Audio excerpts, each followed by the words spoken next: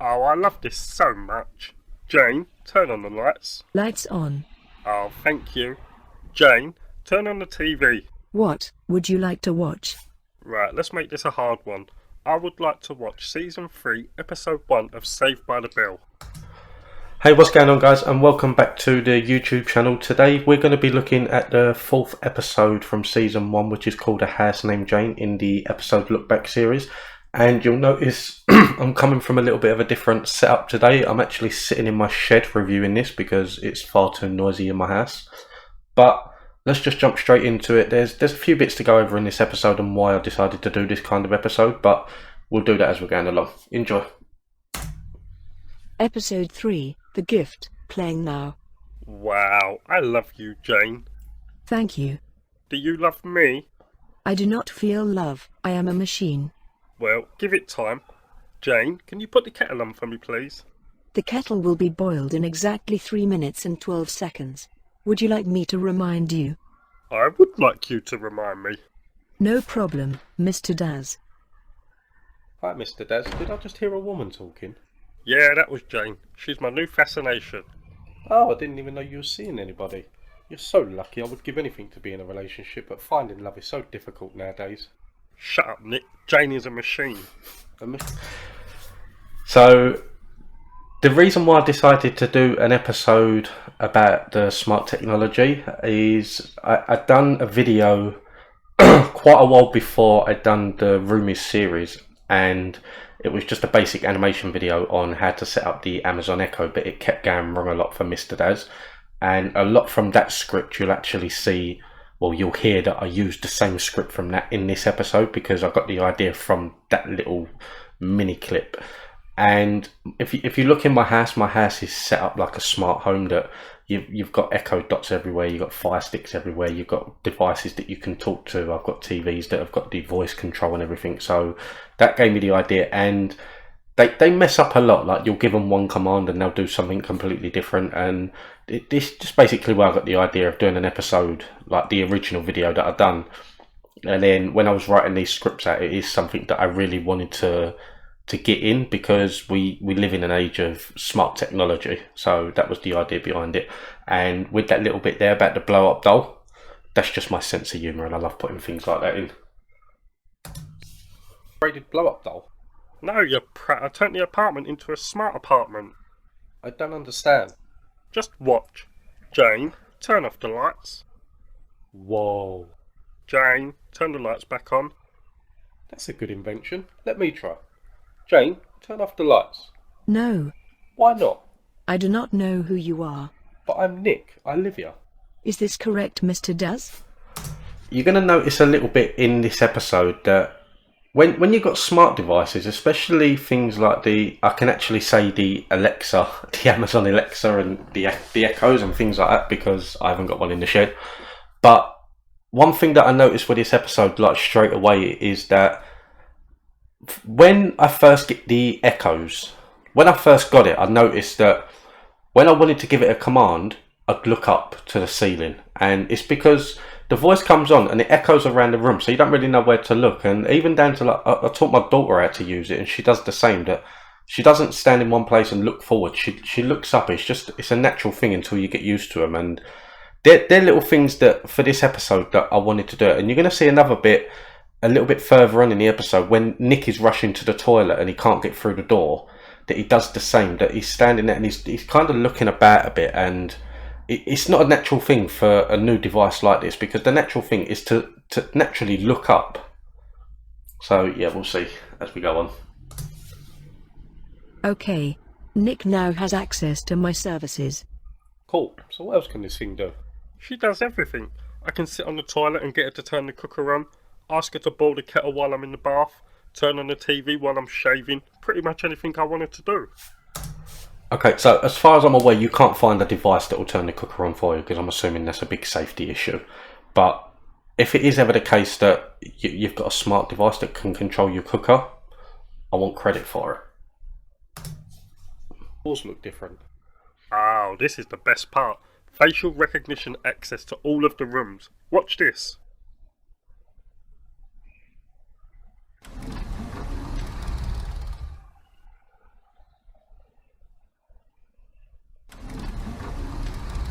Huh?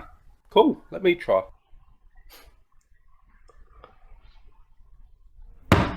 Ow, my nose. Right, so a couple of things there. One is with the idea of having the facial recognition doors. Now, the reason why I decided to put them in was simple, and that is because I hate normal doors. I hate the animation side where you have to get a character, walk up to a door, push the handle down, open that door, step back. It is so much aggro that goes into opening and closing the door. So I decided just to put automatic doors in just to make my life a lot easier. You'll notice as well that, like, as the series goes on, when people come in and out of the apartment, so for example, like if David's coming in, you'll just hear David in the background saying hello. You won't actually see him walking through the front door, because I don't want to animate bits like that because it's so time consuming.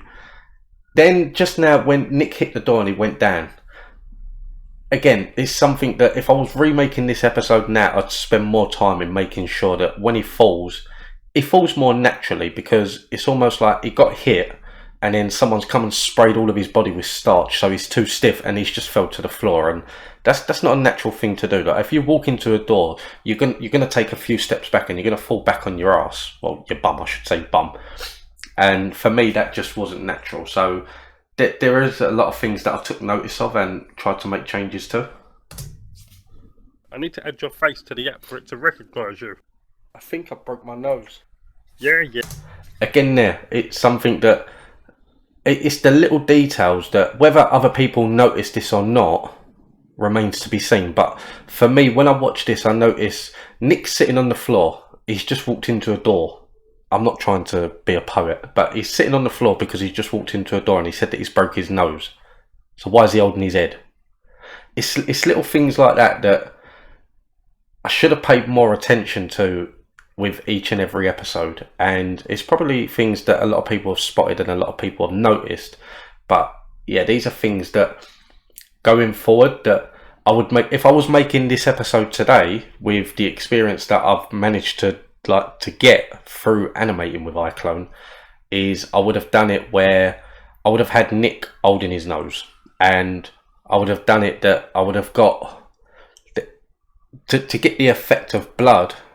Like, I would have had blood on his hand. So all I would have done is go to Google, get a transparent image of blood, and just bring it in as a plane and attach it to his hand.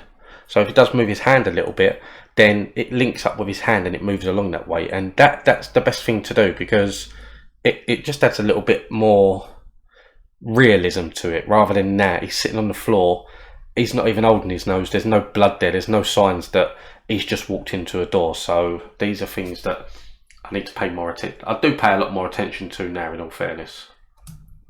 I need to go out for a little while. Take care of Jane for me. Okay, but how am I supposed to get into my room? Oh yeah, let me add a picture of your face to the app. There, good to go. See ya.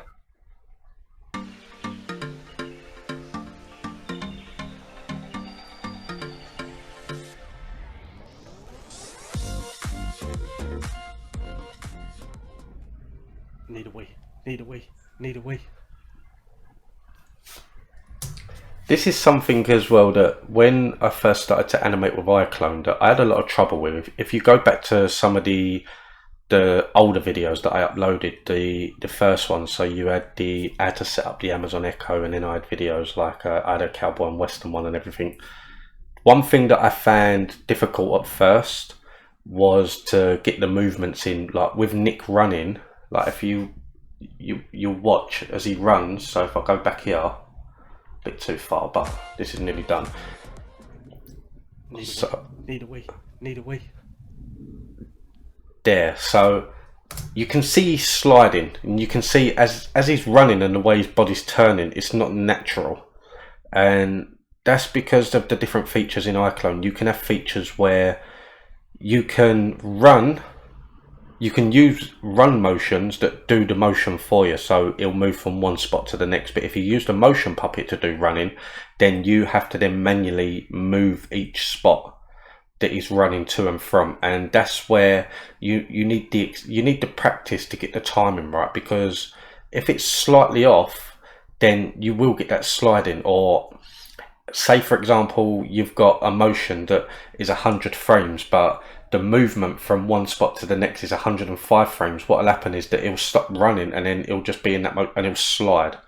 So if you're going to animate with iClone, this is something that I would say to look out for, and this is something that I noticed a lot in my early videos and went a long way in trying to change it. Can you open the bathroom door, please?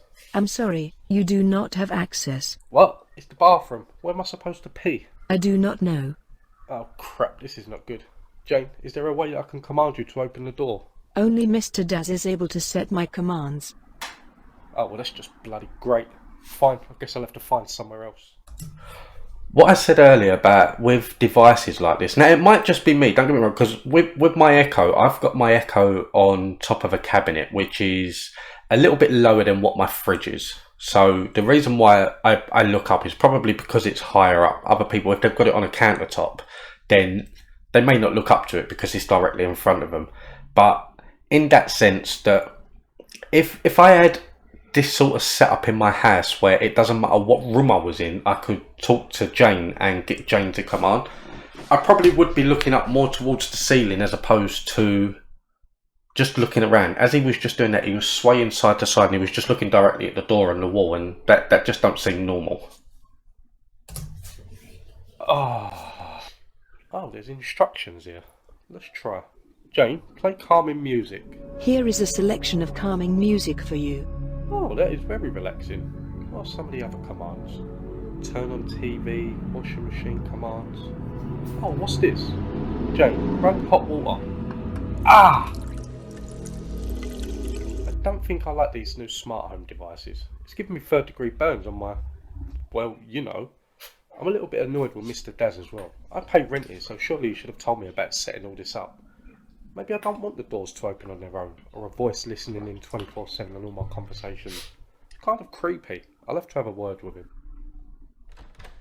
I'm back! What's for dinner? So as I was saying earlier with the doors, the reason why I don't like them is because you've just seen Mr. Daz walk in the door. Now, unless you're holding like shopping bags or something, you might close the door with your foot. But in this case, he's not holding nothing. So the natural thing to do would be to turn around and close the door normally. Which is something that it's a simple motion to do. But when animating it, it can take quite a while to actually get it all done. If you've done it a lot and you've practiced with it, there's people out there that will be absolutely fine doing it and they won't look at it as a problem. But for me, I found it a problem and I really didn't like the concept of having to do all that with a door. So I can't actually remember what he does with a door. I think it might have been that, in my mind, the idea was like to kick it closed, but it might even be that he's just left the door open. No. Say the door's just closed in on its own. That's the normal street door. That's not an automatic door.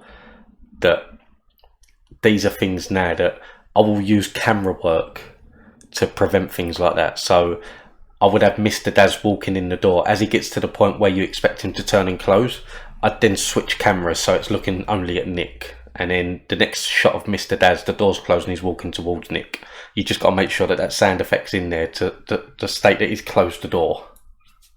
I think that's smart. So what are you cooking? Nothing. We need to talk. Again? What's wrong there? I feel that as your flatmate, I should have had a say in all this technology being put into the apartment. I pay half the rent and half towards the bill, so I should at least get an opinion and an option. Okay. I'll uninstall it all. What's wrong? I didn't mean to upset you. Oh, it's nothing. I just thought that seeing as you've been having such a rough time lately, I would do something nice for you. I didn't just install these smart features for me, I did it for the both of us, but it's okay. If you don't like it, I will take it all back to the shop and hopefully they can give me a refund. So a couple of things here. One is that this little scene was, it was more to show a bit more of Nick's personality. He is gullible, that you know for a fact Mr. Daz never got it for Nick. He got it for himself. He's just using it as a way for Nick to come to acceptance in having it in there. So that is a little bit more on his personality. Another thing that should be noted is the movement of Mr. Daz's arm there. Again, that's somewhere where a lot of work has gone into making sure that things like that don't happen no more, because it doesn't look normal. Really bad now. I didn't realise that he was doing this all for the both of us. I thought he just got the idea in his head and decided to do it like he normally does. I feel really flattered that he's done this now. To be honest, I was starting to think that he didn't like me living here that much, but this changes everything. One thing to be noted, and this is something that I never really paid much attention to when I first started out, and it got pointed out to me, I think it was through some of the people on Reddit, and there may be a couple of people that had already subscribed to me on YouTube. As important as the animation side of everything is, you can work so hard on getting these animations done, and you can have each and every scene looking absolutely perfect, but the final production side for whatever software you use, I use Cyberlink Power Director, and there's a lot in here that the transitions from each scene, like as you just see there, Nick was in an interview, and before he'd even finished talking, it was already starting to fade out. Once it had faded out, the screen went blank for a split second, and then it starts to fade back into this scene. If you look at my newer episodes, I've worked a lot on the transitional side of things, and it is something that it just makes the episodes look a lot better. And if it's something that, if you feel that you need to work on it, do what I've done. Because you're animating, the best way to compare is to watch other animations. And I wouldn't say to watch people on YouTube and things like that, because they may be making the same mistakes you're making and not realising. But what I would say is go to watch things like Family Guy, Rick and Morty, Futurama, American Dad, The Simpsons, anything that animation wise that you watch.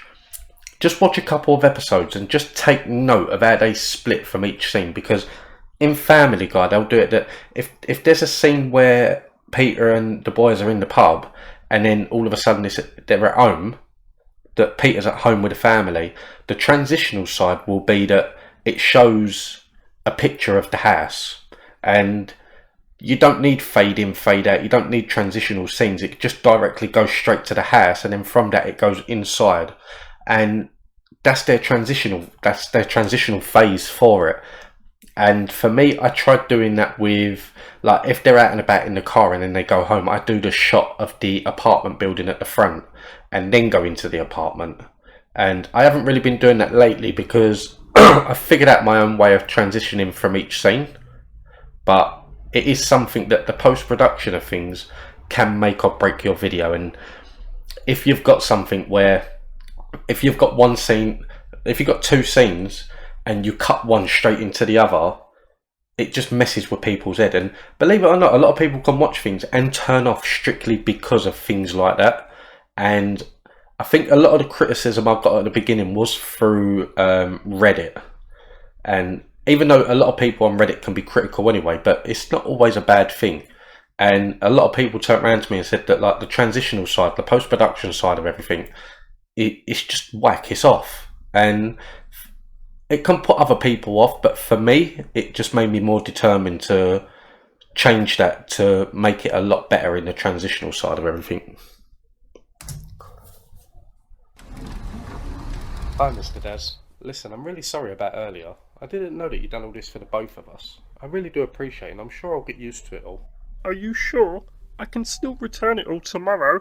No, please, don't. To be honest, having all this done makes me feel better about living here. I was starting to feel that you didn't want me living here at all, so thank you. You're welcome. This man will believe anything.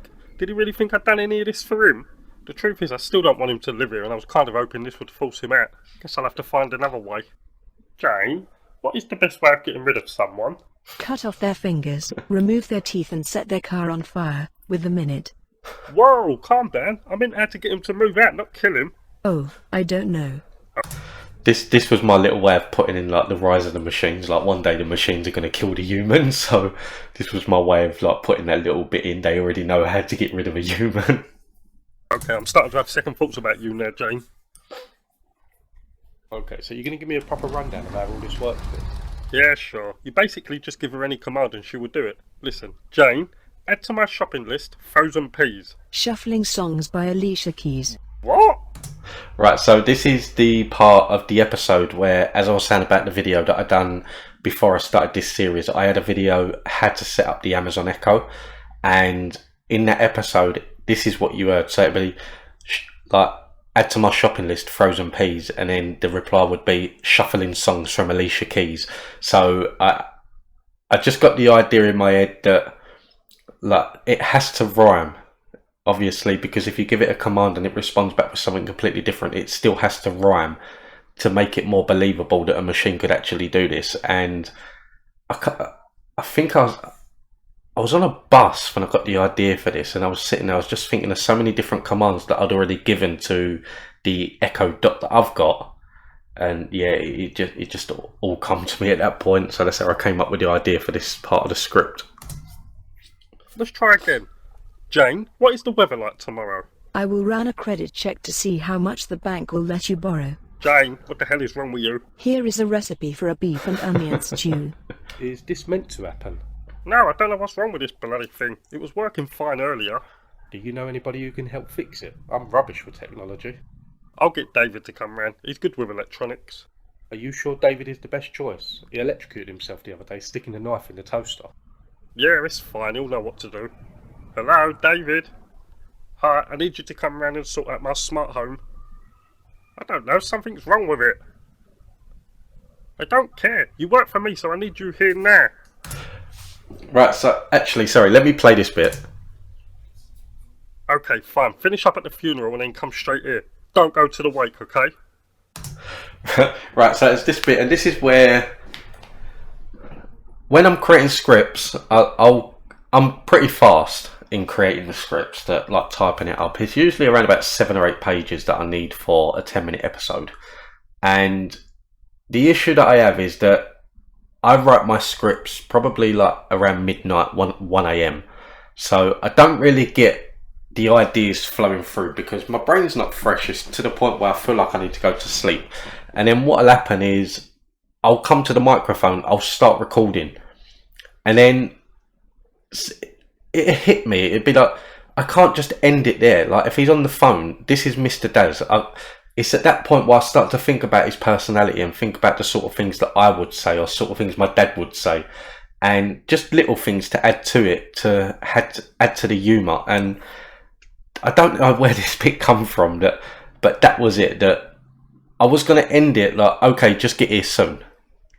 But I had to add something more onto that, just to add that humour to it. And that's why I came up with the idea that he was at a funeral, and Mr. Daz being Mr. Daz says, fine, be at the funeral, but don't go to the wake because you need to come and do something for me.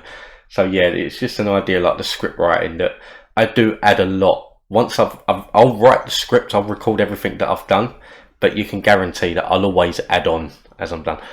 If I had any common sense, I'd probably do it. I'd write the script overnight and then wake up in the morning and read through it again. But I don't. I email it to myself, go upstairs, record it, and then I've got no common sense. I can't believe this is bloody broke already. The guy in the shop said it's one of the most reliable pieces of kit around. I bet Nick decided to mess around with her while I was out. I knew as soon as he started opening his mouth and putting his commands in, she would rebel.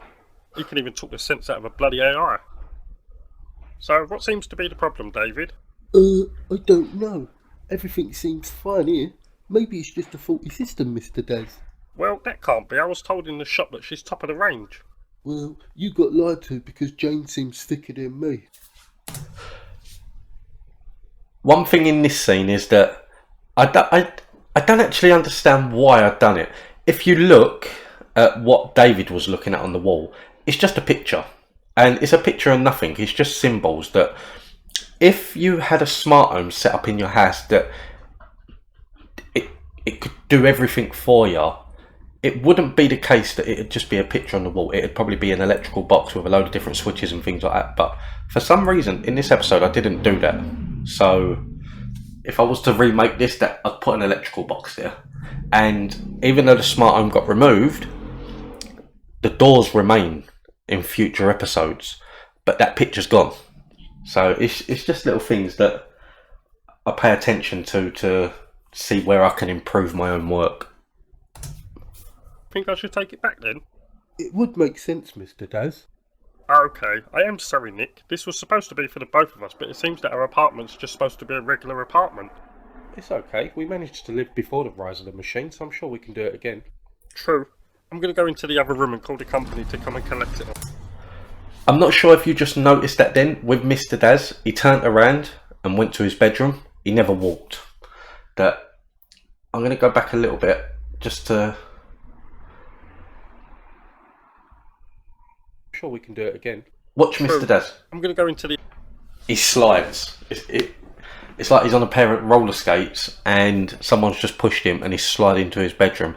Now, not everyone will notice that. Some people will, some people won't. But it is something that I noticed now. And like for back then, because I was still just starting out and it was creating a whole series basically, I didn't really kick myself too much over it. But if I'd done that in an episode now, I think I'd kick myself more for it, because I've come a long way since then, and they're little things that they take minutes to actually sort out and to solve, and it shouldn't be there. It shouldn't be the case that like characters are doing things like this. And even down to David, like his foot is on the kitchen counter but his heel is inside the kitchen counter. They are little things that now I will go frame by frame for each scene to make sure that I don't do things like that, because it's not acceptable, and there are things that people will notice. That, yeah, it's just me. I make this alone, like from everything. So from writing the script all the way to marketing, everything that's done in this is done by me. And people would turn around and say, if you've got a bit of sliding here or a foot going in there, don't worry about it. But it's just me. That I'm not a perfectionist, but I just look at it as that's something very small that I could have fixed very easily, and things that I should be paying more attention to. Come and collect it all. Good idea. Not a word here. Okay. So, Jane going wrong is my doing. I got David to reprogram her so she wouldn't take correct orders. I told him that if Jane can do everything, then Mr. Daz wouldn't need him for anything and he'd lose his job. I shouldn't feel bad about it, but the way I see it, if Mr. Daz doesn't want to include me in his decisions, then I have to make decisions for myself. Right, so a couple of things in that scene. One is you get a little bit of an idea of what kind of personality Nick has, that if he doesn't agree with something that Mr. Daz is doing, rather than approaching Mr. Daz directly and saying like, you need to get rid of it or you need to stop, he'll go behind his back and try and sabotage it in a way that it makes Mr. Daz think that he's getting rid of it on his own. And another thing to note is with Nick's arms there, when using the motion puppet, that try to do it so that if I'm talking, like for example, I'm sitting here and I'm talking and I want to put my hands up. Now with the motion puppet, if you do it so that Nick puts his hands up and you don't use the reset or the default function, and then you do another movement like that and then like that, what'll happen is that it'll do all of them motions in one rather than stopping. So if I'm talking and I do that, I stop there for a few seconds and it's only natural. Or if I do that, I stay there. But if you don't use the reset and default function in the motion puppet, then his arms are just going to be everywhere. They're going to be flailing around and it's just not going to look right.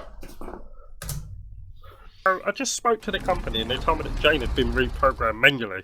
Now I know Nick can't do things like that, so that just leaves you, David. Why did you reprogram our smart devices? Another thing here is that you'll notice from newer episodes it doesn't happen, but here Mr. Daz has come out of his bedroom and he's talking to David, and at first he was just looking straight ahead, then he looks at David, but his body doesn't turn at all. And again, that's not a natural thing, that if you walk out of a room to talk to someone, you face that person directly. And for me, the truth is, at the time, I can't remember what Mr. Daz does after this, but for me it was the idea that if I turned Mr. Daz around, I then have to turn him back and turn him completely to then get him to walk back to his bedroom or to walk. It was the idea of which direction Mr. Daz then walks in. So it was laziness at the beginning, and they're not things that at the beginning I would have spotted and thought too much about. But as I've done it more and more and fixed it as I've been going along, I realised just how easy it is. So yeah, these are things that I'm not happy with from these episodes. Said that I would lose my job if Jane done everything for you, Mr. Daz. Did he now? Where is he? He said he needed to use the toilet. Good. Jane, bleach the toilet. Bleaching the toilet. Ow, my bum. Ow, that stings so Even a smart toilet. Jane, run boiling hot water in the bathroom sink. Water running at maximum temperature. Oh, that's hot. Ow. Jane, turn off the automatic door function to the bathroom. Automatic function disabled. Ow, my nose. Why won't this bloody door open? That will teach him for messing with me. Do you think we should help? One thing that when I made this episode and I'd done this scene, I remember it like it was yesterday. I was sitting there creating it, and Mr. Daz was giving his commands like, Jane, run hot water, bleach the toilet and everything, and Jane was responding. Now, if it's a smart home that's set up to every room, why is it that Nick couldn't hear Jane in the bathroom? Because surely there'd be a speaker in the bathroom where when Jane's talking, it would echo through every room. So he should have really heard it. And like, even the idea that, like, this episode got me thinking that if the option was there that you had a smart home that you could control the kettle, the cooker, the fridge, the toilet, the sinks, the doors, would you really want it? That if I had that, if I had a smart home where it could control everything for me, I'd end up on my £600 life. No, he'll be fine. Okay. Hi Nick, how you feeling? Well, I can't feel my bum, and when the feeling does start to come back, it stings like hell. I'm sorry, I don't know what happened to her. Don't worry now, I'm going to have it all uninstalled. Okay, thank you. I am keeping the automatic doors though. That's a feature I got too used to having. Why not just use the handles? Hygiene. Okay. It was Okay, I kept the automatic door functions. It wasn't nothing to do with hygiene, it was to do with the animating of normal doors. better to make Nick think I got rid of Jane for him. The truth is she was starting to get on my bloody nerves. They say smart devices learn as time goes on and can anticipate your moves. Well, Jane was too advanced. She would wake me up when I wanted to sleep, tell me to go and do shopping or exercise. It was like being bloody married, so it was easier just to get rid of her. So, how does it feel having a normal house again? It's okay, I suppose. At first it was good that I could get someone to do everything for me while I sat and watched TV, but still, it's a computer at the end of the day. AI is nothing compared to human interaction. That is very true. Glad you saw sense. Yeah, me too. I'll make a cup of tea, will ya? Yeah, sure. Oh, and while you're up, can you go in and bleach the toilet for me? No problem. Who needs a machine to do everything? What was that? Oh, nothing. Don't make the tea too strong. Got it. So the idea behind that at the end of this is that why would you need a machine to do something when you've got someone else there to do it? And this came from a conversation that I had with my wife, that like when we was talking about the light bulbs that you can control through the Alexas, and that's what I said to her. I said, oh, we should get some of the light bulbs for the front room. And she was like, why? I said, because you can be sitting there, and if it's light out when you sit down and it starts getting dark, you can just say, Alexa, turn on the light. And she's like, why would I do that when I can just tell you to get up? So that was the idea of this part. Oh, and that's the end.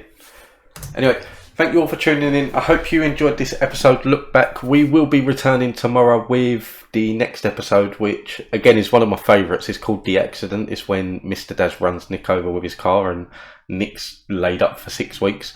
But it is an episode that I enjoyed making. I hope you enjoyed watching this one. Please don't forget to hit that like and subscribe button, and I will see you next time.